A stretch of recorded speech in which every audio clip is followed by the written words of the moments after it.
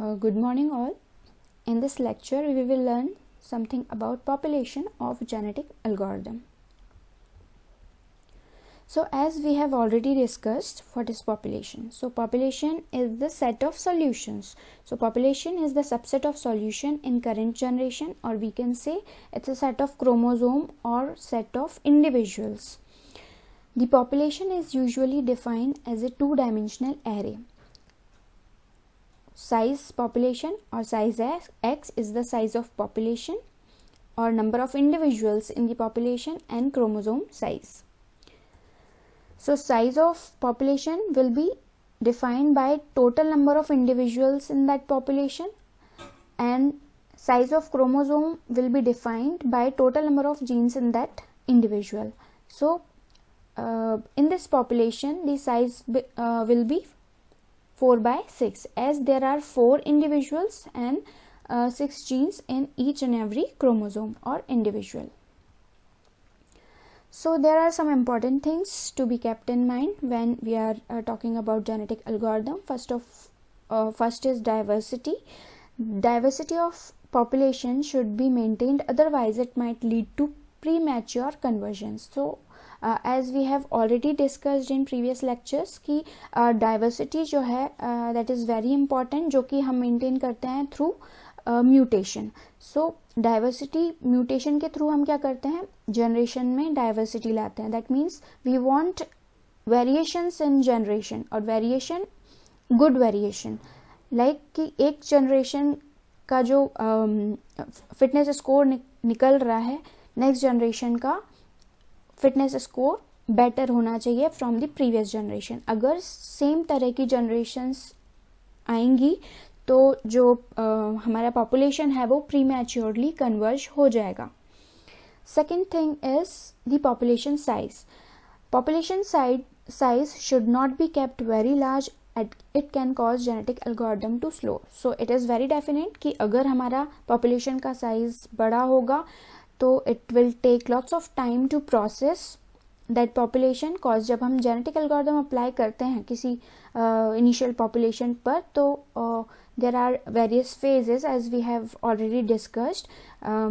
Fitness function calculation, selection, crossover, mutation. तो ये सारी स्टेप्स हमें उस पॉपुलेशन साइज पर करनी होगी जो उसको स्लो डाउन करेगा. तो ये दो चीज़ें हैं जो बहुत इम्पॉर्टेंट हैं जब हम जेनेटिक एल्गोरिथम अप्लाई करते हैं किसी भी पॉपुलेशन पर. We have to take care of the diversity and the population size.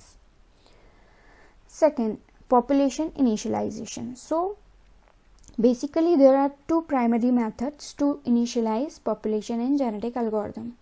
First is random initialization and second one is heuristic initialization. So what is random initialization?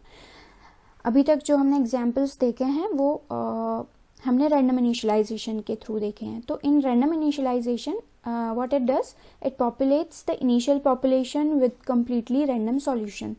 तो when we initialize population through random initialization हम एक random solutions लेते हैं. जैसे कि आपने देखा होगा कि हमने जो implementation किया था उसमें हमने एक रैंडम फंक्शन लिया था और उस रैंडम के फंक्शन के थ्रू ही हमने उस पॉपुलेशन को इनिशियलाइज लिया था. तो जो भी सॉल्यूशंस थे in that initialization were random solutions. Second initialization method is heuristic initialisation.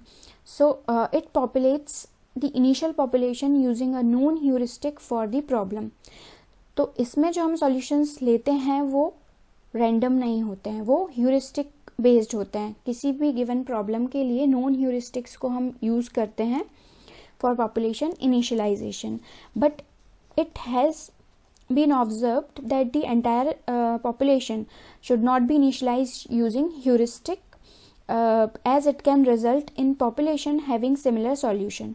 और अगर हम सारे ही सॉल्यूशन ह्यूरिस्टिक से इनिशियलाइज करते हैं तो पॉपुलेशन जो होगा उस पॉपुलेशन से जो भी सॉल्यूशंस निकलेंगे वो ऑलमोस्ट सिमिलर सॉल्यूशन होंगे. और सिमिलर सॉल्यूशन का क्या मतलब है कि डाइवर्सिटी कम होगी, और डाइवर्सिटी कम होने का क्या मतलब है, पॉपुलेशन जल्दी कन्वर्ज हो जाएगी. और एक्सपेरिमेंटली ये भी ऑब्जर्व किया गया है कि जब भी हम रैंडम सॉल्यूशंस लेते हैं किसी पॉपुलेशन के लिए तो वो ऑप्टिमल सॉल्यूशन प्रोवाइड करता है। दूसरी चीज़ ये है, अगर ह्यूरिस्टिक इनिशियलाइजेशन में हम सारे सॉल्यूशन नॉन ह्यूरिस्टिक नहीं लेते हैं, हम कुछ बेस्ट सॉल्यूशन लेते हैं फ्रॉम दी नॉन ह्यूरिस्टिक और बाकी के जो रिमेनिंग सॉल्यूशंस हैं वो we can fill that up with random solution, तो ये भी एक ऑप्टिमल सॉल्यूशन प्रोवाइड करता है। So is that clear? Random initialization में all the solutions are random. In heuristic initialization, we take some good non-heuristic for initialization of population and the rest of the solution on the basis of random solutions. Next, population methods. So there are two population methods which are widely in use. First one is steady state and second is generational. So what is a steady state method? In a steady state genetic algorithm, we generate one or two offspring in each iteration and they replace one or two individual from the population. A steady state genetic algorithm is also known as incremental genetic algorithm. So जो हमने example में देखा था, we have used steady state. Steady state में what we do कि जब भी हम दो मेट सेलेक्ट करते हैं, पेरेंट सेलेक्ट करते हैं, तो उससे जो ऑफस्प्रिंग निकलते हैं तो that totally depends on us कि हम वन ऑफस्प्रिंग या टू ऑफस्प्रिंग जनरेट कर रहे हैं। तो जितने भी ऑफस्प्रिंग हम उस मैटिंग प्रोसेस से जनरेट कर रहे हैं इन ईच इटरेशन, वो नए ऑफस्प्रिंग से वो इंडिविजुअल रिप्लेस हो जाएंगे जिनका कि फिटनेस स्कोर कम है, और देन वो जो कंप्लीट पॉपुलेशन बनेगा वो नेक्स्ट जनरेशन की पॉपुलेशन कहलाएगा। So in short, in steady state, इसको आप इंक्रीमेंटल जेनेटिक एल्गोरिथम भी बोलते हो, तो in steady state what we do कि हम पूरी पॉपुलेशन नहीं रिप्लेस करते हैं, जितने भी वन और टू ऑफस्प्रिंग नए जनरेट होंगे उनके लिए हम स्पेस क्रिएट करेंगे हमारे प्रीवियस पॉपुलेशन में, और resulting population will be the new generation. Next method is generational. तो in generational method we generate n offspring where n is the population size and the entire population is replaced by new one at the end of the iteration. So what we are doing here कि हम n offspring generate कर रहे हैं और n population का size है, मतलब जितने भी population में individuals होंगे या offspring होंगे, जो भी नए generated offsprings हैं will become the new chromosome for the next generation. तो अगर पॉपुलेशन का साइज n है तो हम n ऑफस्प्रिंग जनरेट करेंगे और पूरी प्रीवियस पॉपुलेशन को रिप्लेस कर देंगे उन नए n ऑफस्प्रिंग से. सो ये दो मेथड थी पॉपुलेशन की, स्टेडी स्टेट एंड जनरेशनल.